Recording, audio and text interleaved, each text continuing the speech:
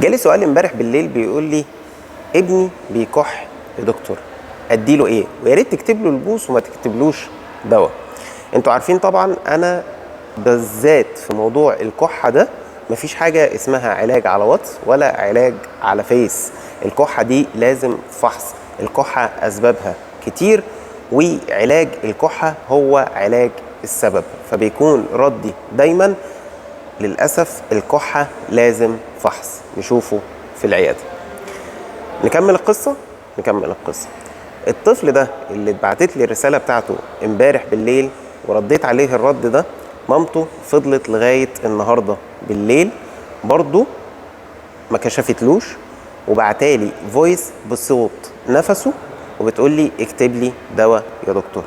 ابنك مش قادر ياخد النفس، ابنك بيكت، ابنك عنده صعوبة في التنفس من الدرجة الثالثة، ابنك محتاج حجز في المستشفى.